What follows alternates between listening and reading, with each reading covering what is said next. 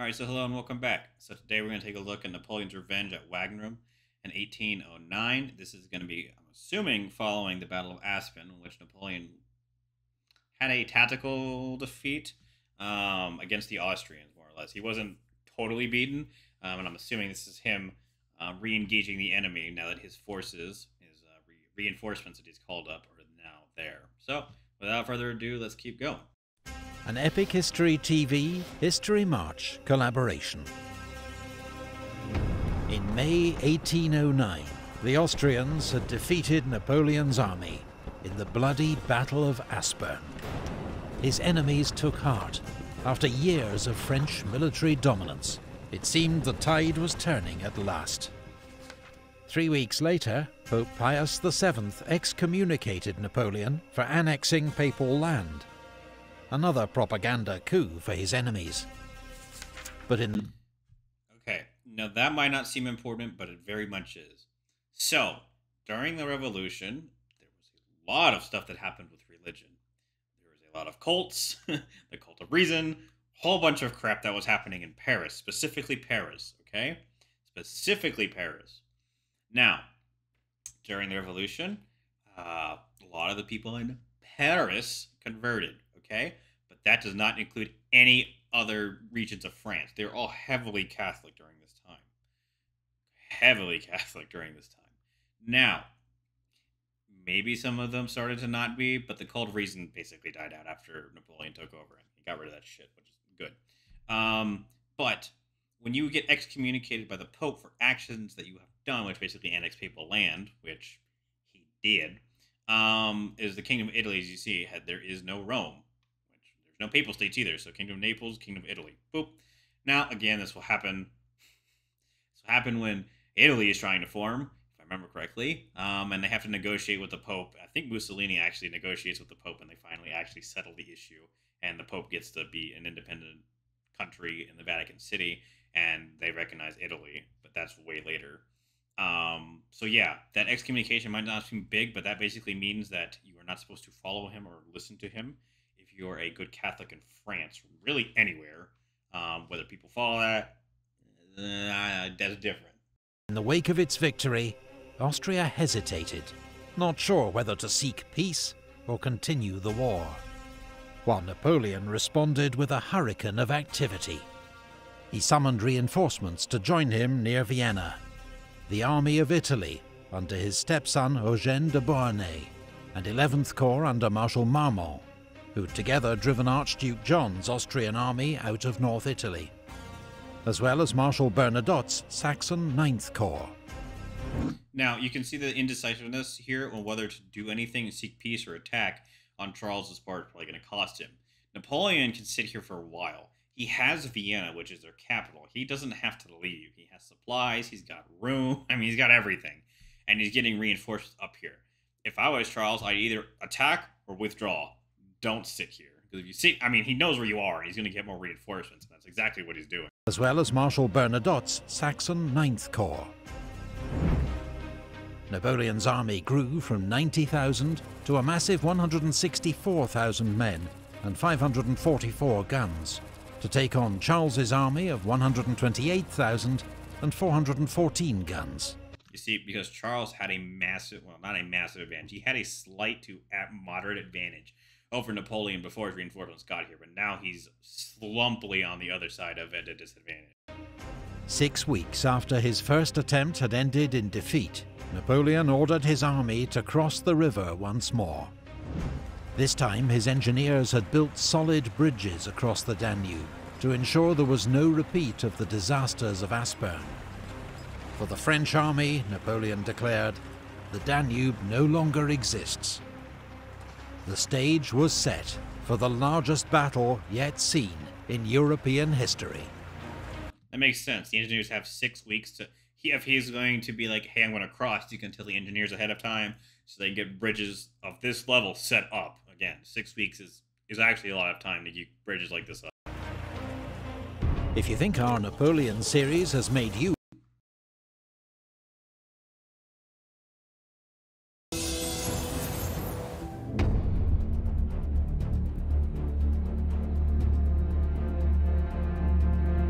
It's a good job you're not any taller. Napoleon to a staff officer whose helmet was knocked off by a cannonball. Surprised he was wearing a helmet instead of a fluffy hat. I would have worn a fluffy hat, but hey.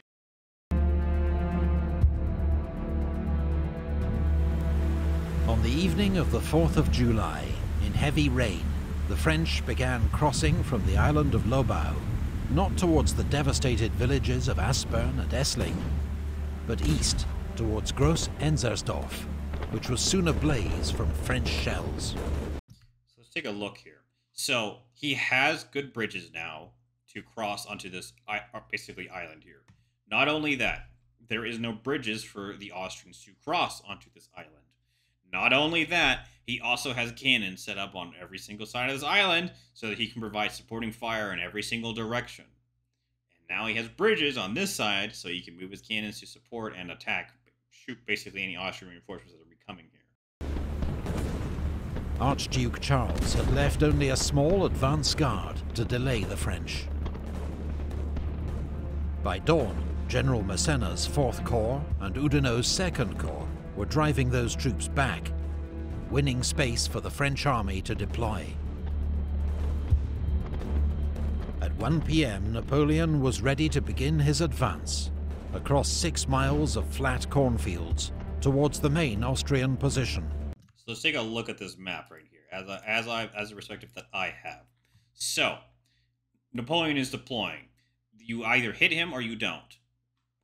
The Austrians are at a disadvantage on the manpower side and cannon side. They're going to choose to fight defensively. That is fine. So they're going to fight defensively, which means that their advanced units out here are basically going to retreat after they get, delaying actions to warn the army and get them set up. So now they have Radensdorf, and they have another unit down here for infantry and cavalry and cavalry and cavalry. Okay, these are all cavalrymen here, which makes sense. Probably wouldn't send an infantry unit here, but I don't know. All cavalry. Cavalry can be used for delaying actions and maybe skirmishing with the French cavalry. Now, as you can see, he doesn't have any other forces in any of these villages besides the ones up here, which basically means that this is an important area up on a ridgeline that you can start sweeping down or shifting forces down here, okay? And his entire army is also set up on this hill that has to go over a creek or a river to attack. And each of these villages is defended by infantry, which makes it very hard to take, and they can be reinforced from the hill and also have fire, supporting fire come raining down on the French as they advance. So again, this defensive position up here is pretty good. Now, its right flank is not very stable. There is not a lot of reserve units here. There is practically fucking no reserve here, and the right flank is weak. So you can drive a right flank hook, and if you can attack this center and then drive a right flank hook up here, you can hit them in the back because they don't have a reinforcement. They don't have reinforcements or a reserve to delay you on this side, and this will just basically hold them in place unless this unit attacks. But if you have, again, more men like Napoleon does, you can drive these guys off and hold them off. So assuming the battle will go that way, more or less. 6 miles of flat cornfields towards the main Austrian position, an escarpment known as the Wagram, 100 meters behind the Russbach stream. As General Lasalle's light cavalry and Massena's 4th Corps swung left to guard the flank, Oudinot's 2nd Corps and Davout's 3rd Corps advanced towards the Wagram. Bernadotte's Saxon Corps and Eugene's Army of Italy filled the centre. At 6 p.m. You call it Eugene or Eugene, Prince Eugen. You can either Prince Eugen, Eugene, it depends how you want to say it. p.m. Unsure of the enemy's strength, Napoleon ordered a full-scale assault against the Wagram Plateau. But his troops met determined Austrian resistance along the line. By dusk, the Saxon 9th Corps had pushed into the village of Deutsch Wagram. The Saxon infantry wore white uniforms, like the Austrians, and as darkness fell, were mistaken for the enemy and fired on by friendly units. Again, I mean, if you're wearing white and white, this is why back in the day we didn't all wear fucking green. It's because you needed to tell who the fuck is who. No radios. Again, you don't have any of the interesting instant communications that we have today. None of that shit. Best you could do, a man running, or a horse with a man on it with a letter. Now, if you have two units that are white like this, and you are wearing blue and white, and you see white coming towards you, you're probably going to shoot the white because you're shooting the white up on the hill. So this is friendly fire happens like this. That's usually why British were red, Russians were blue, Russians were green, Austrians were white. Yeah, you know, they don't mix each other up. For the enemy and fired on by friendly units. The Saxons panicked and fled with heavy losses. Napoleon's attempt at a quick breakthrough had failed. That night, both armies slept in the open, while Charles and Napoleon planned their next moves. Now, I'm not surprised that attack failed at all. Actually, I'm kind of amazed that it held on for that long. Uphill, in a stream, the enemy's in defensive positions, and they're holding the cities, and you're shooting your own men in the back. Yeah, no. This would work if the enemy morale was not very good, or they were weak, or you think you can punch through a line. That's what he thought. It turned out not to be true, so you got to think of a way to get around them. Probably flanking, because charging up a hill again is probably not going to work.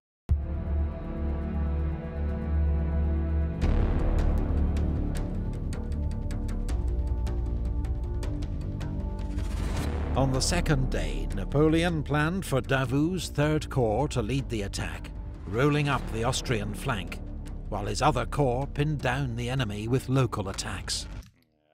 Smart man. But to the Emperor's fury, he learned that overnight, without orders, Marshal Bernadotte had withdrawn his battered Saxons from Aderklaa, which the Austrians now occupied. Aderklaa was a crucial strongpoint in the centre of the battlefield. Napoleon gave orders for its immediate recapture. But I don't know why you would do that. Especially not telling anyone. I could see if your corps was battered to hell and they were going to attack you, or you didn't think you could hold the position, you might want to withdraw, but you don't do that on your own. You inform the higher-ups, like, hey, I'm leaving this position. And then they might do something until you hold or send some reinforcements over there. You don't just fucking leave on your own initiative. French and Saxon attack failed, with heavy losses. The Austrians had their own problems. Archduke Charles, knowing he faced a superior enemy, had decided his only chance of victory lay in an all-out dawn attack. He was relying on his brother, Archduke John, reaching him with 13,000 reinforcements, in time to support the attack on the left. But by dawn, there was still no sign of him. What's more, as Fourth Corps began its assault on Grosshofen, on time, Third Corps, which had received its orders late, was still getting into position. And this is a problem when you don't have instant communications. I don't know if I would be attacking. You would either need to withdraw or you need to fight defensively here. If you're going to, I don't know. Again, Napoleon outnumbers him with cannons and men. Now, maybe he left some of them. Again, it looks like he has some rear guards, but I don't think that's nearly... I don't think he has the advantage that he needs to have to attack Napoleon. Now, Napoleon has the advantage, because now the Austrians have to come down the hill and go over the creek bed and into French lines that are prepared and attack them. So, again, this hill is a double whammy. I wouldn't go down it. That's not a very good idea. But he does have a point of that if he doesn't do something, that he might get crushed. But again, his brother didn't arrive. No communications. He can't coordinate with Third Corps and these corps, so they're going to attack at separate times. So it's going to lead to Napoleon being able to shift reinforcements and reserves to deal with a sector, beat it back, shift those forces, and beat other sectors. Holding up the entire Austrian right wing. Charles had to tell Fourth Corps to abort its unsupported attack until the other corps were ready. With the Austrians paralysed by delays, at 10 AM, Davout began his attack. A fierce infantry battle erupted in the village of Markgraf Neusiedl, while in the fields, dragoons and hussars fought a giant whirling cavalry battle, as each side tried to outflank the other. Davout's corps took the village, though they couldn't stop the Austrians withdrawing to a strong new position on the Wagram escarpment.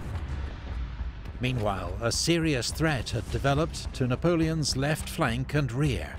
Klenau's 6th Corps had driven back the outnumbered French, with some units advancing as far as Essling, dangerously close to Napoleon's vital river crossings. Now remember, his river crossings are past Gross and Ernstdorf, down here. Now, as I said, he's either going to attack, but he has to call off the attack because, defensive positions, whatever. Anyway, he's committed to the attack. So, if he's going to do this, he needs to be able to cut Napoleon off into the circle him. If he can get some of these corps around him, Napoleon's going to have to start shifting guys to beat them off. And then maybe an attack down here might break that line, but... Napoleon urgently needed to reinforce his left flank. Now, when he needs to do this, I need you to think in his head. We're going to play Napoleon's head. So, look at the battlefield right now. Second Corps probably can hold this attack if they need to. Third Corps is fine where they are. First and Ninth Corps and Fourth Corps are going to be attacked by this whole unit over here, okay? And you also have a guy flanking you with the Sixth Corps down there. So, Napoleon has a cavalry reserve, he has 11th Corps, and he has the Imperial Guard and the Army of Italy. If I were him, deploy the Army of Italy, strengthen this line. Now, you can either deploy 9th Corps to also strengthen this line or send them back. And then keep the Cavalry Reserve and the Imperial Guard here to be your other reserve. Now, or maybe what you do, it depends on how strong you think this attack is down here. You send the Imperial Guard down here as your best reserve unit. They'll probably get the fucking job done, so you don't need to worry about this. But you won't have a very strong reserve here.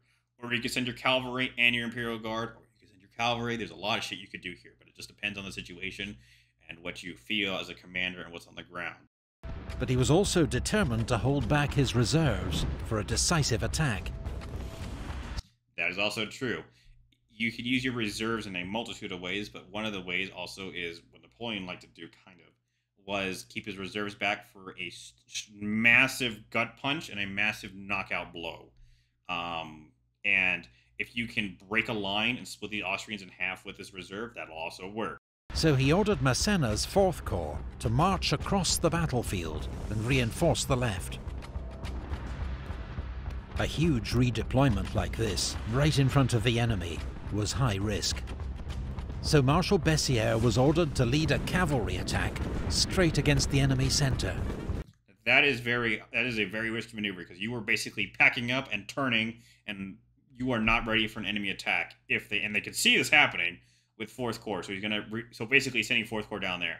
Cavalry reserve are going in here to basically delay until the Army of Italy can probably get set up. Casualties were high. Even Marshal Bessieres had his horse killed under him, to the alarm of his men. But the enemy was kept busy, while 4th Corps completed its redeployment and forced Klenau's corps to fall back. Yeah, because Klenau's corps, 6th Corps down here, it either had to basically push through or get some reinforcements to stop this, or fight this corps, or pull out. They chose the pull out option because you don't want to get cut off, which is what they were going to be if they didn't do something.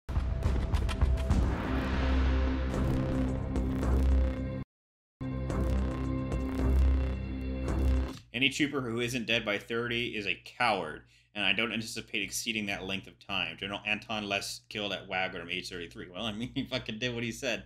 And basically what that is referring to is your life as a cavalryman is exceedingly short because you are in the thick of the battle and you are expected to win and fight some of the best units. Because again, cavalry are some of the best units at this time period because they have the most money, horses are very expensive, and best of the best fighting on cavalry probably not going to make it very far, not live that long.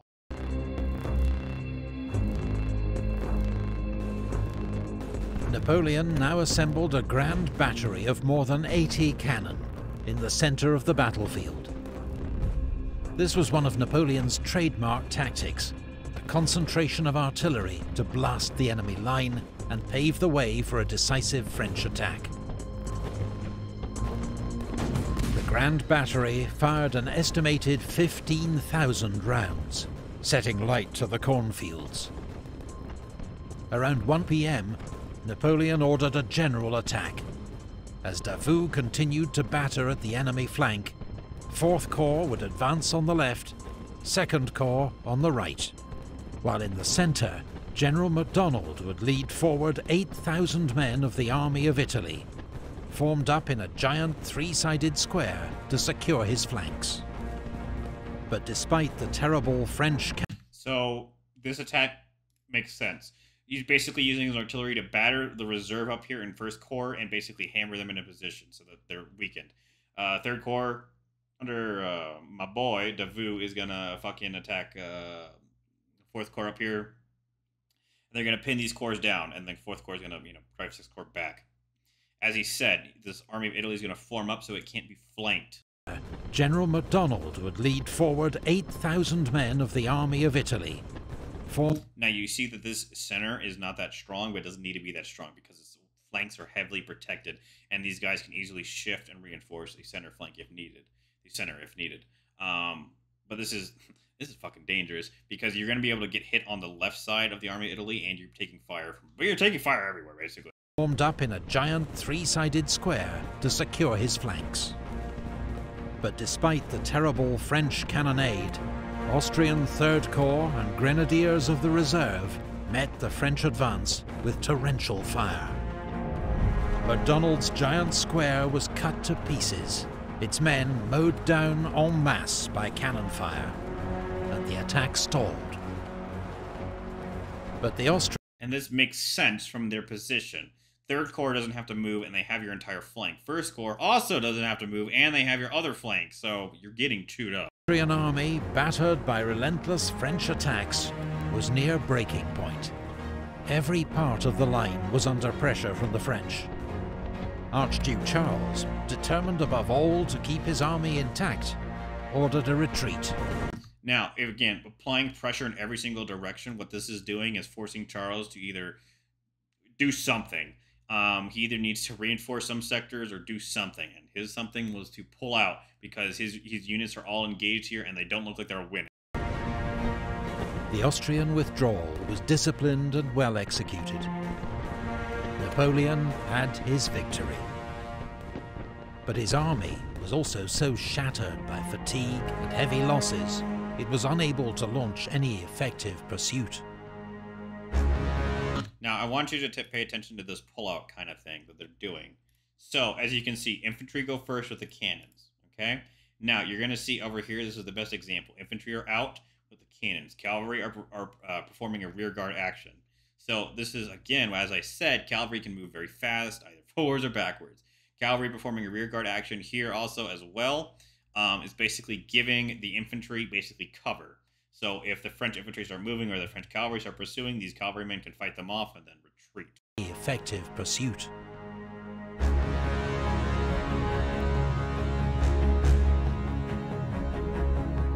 It's obvious that you were not at Wagram. Napoleon to a minister who mocked the Austrians. Remember, Napoleon thought the Austrians were weak in the Battle of Aspen 6 weeks ago. The Battle of Wagram was a brutal slugging match, the biggest and bloodiest battle yet seen in European history. French victory came at unprecedented cost. An estimated 37,500 casualties against 41,500 Austrian. So 27,500 dead or wounded. You got 10,000 missing or captured, and you lost 12 standards and 21 guns lost. Standards, again, are the flags that each unit carries. You don't lose them. They're your morale and pride. Austrians lost 24,000 dead and wounded. They have 17,500 missing or captured, 10 standards, and 20 guns lost. Now, the gun proportion on the Austrian side, losing 20 guns is more devastating to them because of the amount of guns the French have. They have more guns, but again, they still hurt. So yeah, fighting a defensive battle, the Austrians technically lost more, but they were also outnumbered, so it makes sense. 4 days later, French troops caught up with the retreating Austrians at Znaim. As the fighting escalated, Charles knew he could not withstand the French a second time, and asked for a ceasefire. But he had not consulted his older brother, Emperor Francis, who was furious when he heard the news, not least because long-awaited British support was finally on the way. 3 weeks. which makes sense, right? He's like, I don't want you to surrender because the British are just about to start helping us, and we can start getting pressure off of us. After the Battle of Znaim, the largest amphibious force Britain had ever assembled, 35 ships of the line and 39,000 troops landed at Walcheren Island on the Scheldt estuary. That is a massive invasion force for Britain to pull off. Its aim was to destroy French shipping and naval stores. But following the successful bombardment and capture of Vlissingen, British commanders let the initiative slip from their grasp. Their force was bottled up by French troops on the marshy Dutch coast, where it was decimated by fever and dysentery. And all of that, basically, disease kills more people than pretty much everything, even up to World War One. And you're also sitting in a swamp, you know. Fun fact, Dutch people, you're in a swamp. About 4,000 died. Many more became permanent invalids. What that means is they were permanently infirm. If I remember correctly, invalids, so basically they can't work or do anything. They're basically disabled at that point. The survivors were evacuated back to England in December. Emperor Francis, informed of the British debacle and persuaded by his generals that Austria couldn't fight on, made peace with Napoleon. In October, Austria signed the Treaty of Schönbrunn, giving up territory to the French Empire, Bavaria, Saxony, the Duchy of Warsaw, and Russia. In total, the Austrian Empire was stripped of 3.5 million subjects, forced to pay an indemnity, limit its army to 150,000 men, and join Napoleon's continental system, which meant ending all trade with British ships and merchants. This 150,000 number will come up again in World War I, by the way, with the Treaty of Versailles. And then again, it'll come up in World War II when they do it to the French. You have an army of 100,000. For some reason, 100,000 to 150,000 just seems to be the magical number your army's limited to. Duke Charles, meanwhile, one of Napoleon's more skilled opponents, had fallen out so bitterly with his brother, Emperor Francis, that he never held active command again. After that, that's kind of bad, because Charles was actually a really decent commander for the Austrians. Napoleon had won another crushing victory, but there were worrying signs for the French emperor. His enemies were learning, while he would increasingly have to rely on young conscripts to fill the gaps left by veterans killed or wounded on campaign.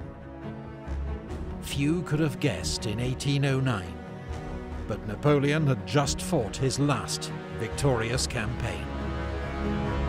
Yeah, pretty much. It's going to all start going downhill from here. Again, the Austrians developed the core system. As we saw there, they're starting to get their shit together. And it's not just them. All the European countries are learning. You got Prussia learning. You got the British learning. You got Russia learning. Austria's learning. And as he said, a lot of the veterans are dying, retiring. You know, they just don't have them anymore. And they're going to start relying on more conscripts.